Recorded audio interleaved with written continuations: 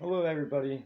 I would like to share a story to you guys about recovery. If people have gone through similar stuff or need to be motivated or anything else. A few years ago, I um I was in Miami, Florida, with my friend, just going down there to party, just go to the bars and clubs and just have fun and let loose. Well, our first night there, I remember we were going to bar hop, and the streets were empty. I think it was called Ocean Boulevard. There was no cars in sight. Roads were very empty. Me and my friend just pre-gamed at the hotel, ready to have fun and everything. I remember we were crossing the street and just talking, shooting the shit, getting amped up to go out. And I remember the last thing I heard was a screech.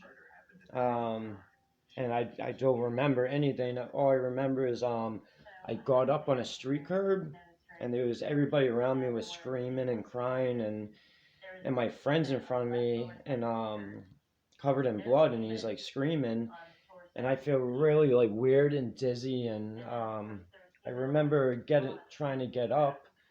I had no idea what just happened. It was like I woke up from a nap or something, and I remember just seeing a big, huge pile of blood in front of me. And I remember I was sitting like this, just down, and then I was like, "What's going on?" And like my friends like screaming and crying in front of me.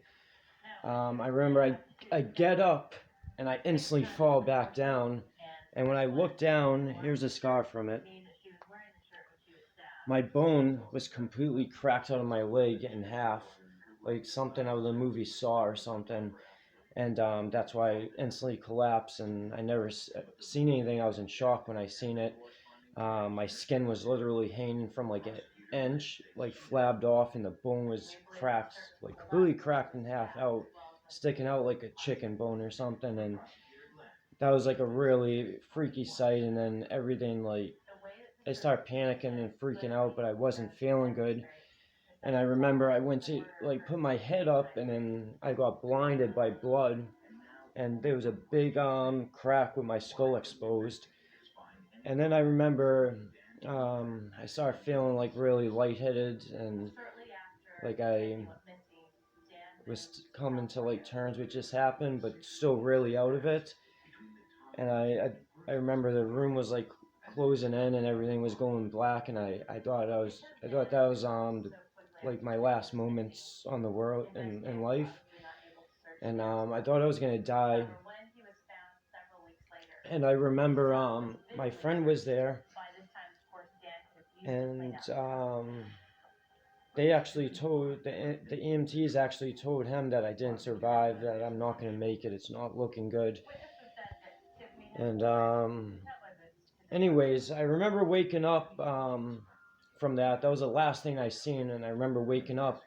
I'm in an operating ICU, like in of an operating room, and my friend and my parents are standing like over my bed, and they were like really happy that I was like alive and everything like that. And I still really didn't know what happened, other than how I was on the ground with my bone coming out and all the blood. Um, I guess I just got emergency surgery done with a titanium rod put in my leg and screws to hold it together, and hundreds of staples all over me, in my head, everything. I was in ICU, and I remember trying to move and I couldn't. It was the worst pain I ever felt in my life. They had me on all sorts of like pain medications, um, and like things to calm me down, because I was just like in bad shape, and I was in the ICU still, so I still had a chance. Like I wasn't gonna make it. But I remember I looked over and there was a guy with all bullet holes in him and stuff, and like the room I was in were with people that were like on their deathbeds, and it was just really crazy. And then they were telling me, you got hit by a car, you're lucky to be alive. And I remember the nurse was calling me a blessing, like a lot of people wouldn't have survived that. And my friend, he's like a little bit skinnier than me, and they said if the car had hit him, he wouldn't have made it. And then they just kept putting in my head that I was just really thankful to be alive. and survive that. Well, anyways, I just wanted to get back to Boston, Mass because it was my second day on vacation. It was just depressing being in a hospital bed and this happening, thinking my life's never going to be the same anymore.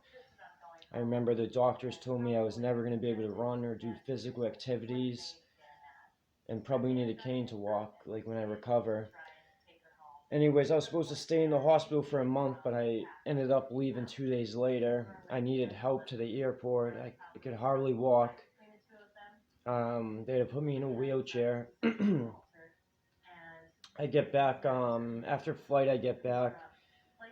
Kind of fast forward in time. It took me about a year to walk again. I had to just stay in my bed and look at the ceiling for almost a year straight.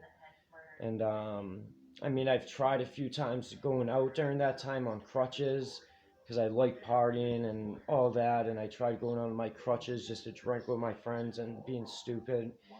And I just ended up in more pain and paying for it. So I just came to a point where I just stayed in until I healed. I remember one day I was able to walk again, and life was going back to normal, but I'm still in chronic pain and nerve damage for the rest of my life, and I'm always in pain years later. And anyways, after that, I always like loved MMA, been a big fan of like UFC, boxing, like all that stuff. I really loved it.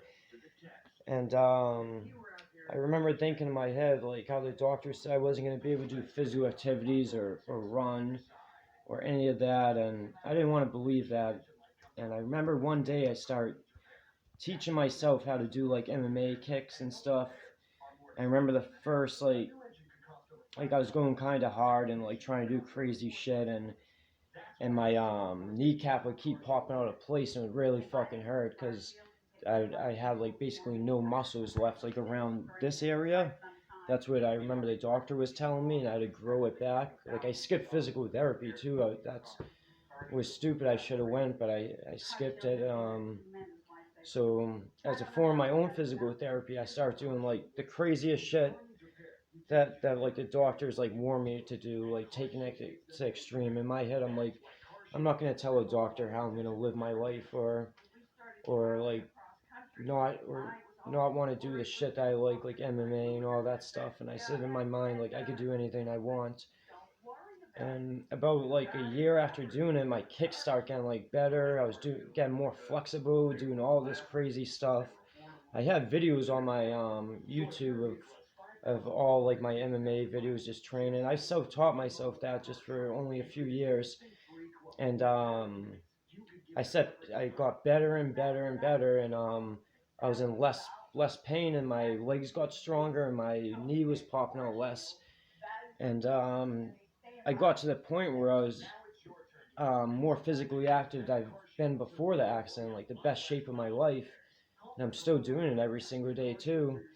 The stuff the doctors told me not to do and said I would never be able to do, I took it to the extreme, to the highest level, mixed martial arts, and I found like a new passion, something that like is like a chaotic yoga to me, and it relieves a lot of stress, and just you can just check out my other videos. I'm doing fucking flipping kicks and spinning kicks and all that. But if I listen to the doctor and just sat and lived my life like keep taking it easy and stuff like that, then I would have never found out I could do all this stuff, and I would have never like got stronger, and I don't know, it's just crazy. I, I'm just keeping a long story short, but I've told a lot of people about this story, and they said I should share it to others, and that it might help motivate people. And just me personally, I think you could do anything you put your mind to, and just not to ever listen to anybody um, trying to tell you how to live your life. If you love something and you want to do it, don't let the opinions of others or listen to people telling you can't do something. The human mind is powerful, and I think we could do anything we put our minds to. And the only thing that could stop you is if you doubt yourself, because you set yourself up for failure. Well, anyways, that was my story. I just decided to get it out there, even though it's been like years. Um, and leave your comments, or if you've gone through similar stuff or recovery stories. Leave a comment, like, and subscribe to my channel. I'm trying to grow. Um, and I have a lot of crazy stories other than that. I'm gonna upload in the future. So subscribe and stay tuned.